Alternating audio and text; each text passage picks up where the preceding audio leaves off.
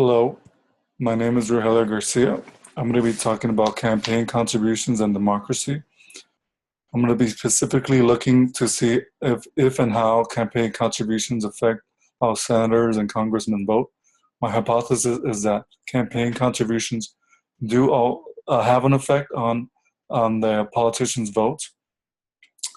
Um, Most people today, as in yesterday, have a negative view of politicians and politics in general.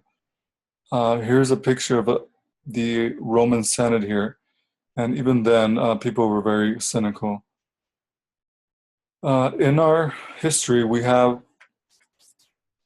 examples of politicians who are generally agreed upon to be um, virtuous, such as Abraham Lincoln and Franklin Roosevelt.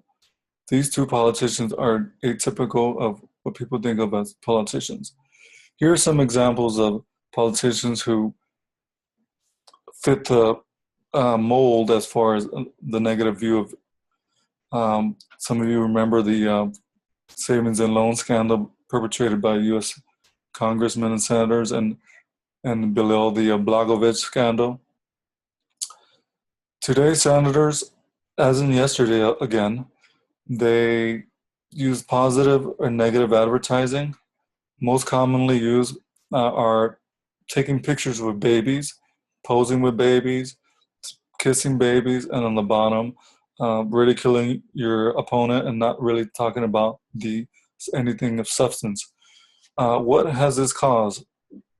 This negative campaign ads and has created a lack in trust in government by American people, as you can see by this graph here. I got it from the Pew Research Institute. So, is there legal bribery? Quid pro quo, or in other words, a favor in exchange granted or expected in return for something. Is this do campaign contributions really have a direct impact? Well, there are different variables. That question cannot be answered simply. Um, Depending on where a senator or congressman their constituency is, they are generally expected to vote in that way. So where a senator or congressman lives is a part of what makes how they vote. Another variable into that we must look at is the party platform. So when we look at campaign contributions again, we need to keep party platform in part of the equation if we are to understand the effect of money. Another variable that we need to look at are the beliefs and values of the person.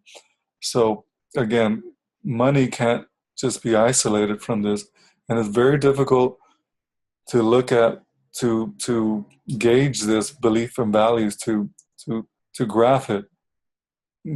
Other things that affect how politicians vote are their incumbency status, or in other words, if there's an election coming up. Usually, if there is, politicians changes their voting behavior.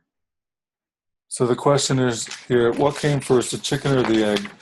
Um, is it fair to say that campaign contributions affect the way senators vote, or can you say that senators vote their beliefs, and that is why campaign contributions are made to their.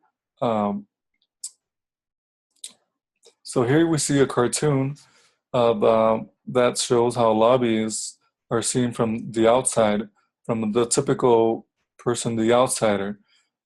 They see it as bribery, right? And insiders see it as just part of the game, right?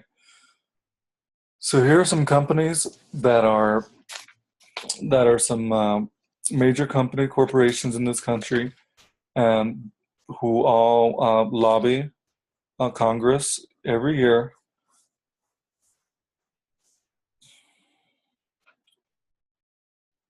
And lobbying has become quite it's a profession.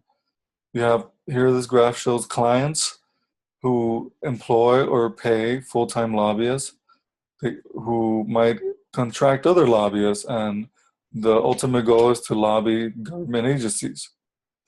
Recently, there was a United States Supreme Court decision, Citizens United versus the FEC, which basically opened up uh, unlimited spending by corporations to influence political activities. This created super PACs, right? And so super PAC, these are some of the biggest super PACs today. Priorities USA is one of the biggest right now, and they both contribute. All these super PACs contribute to Democrats and Republicans alike. And here we see another graph of the total lobby spending and how it's increased throughout the years. It's 2016 was not completed yet, so the trend is continuing upwards. In our elections, we also saw how third-party candidates can influence how politicians vote. Noticeably, Bernie Sanders was able to change the dialect or the rhetoric of Hillary Clinton and Donald Trump. So what's in our future? Only time will tell, but definitely you need to get out and vote. And the more that people are involved, the more we'll be able to understand how politicians vote. Thank you.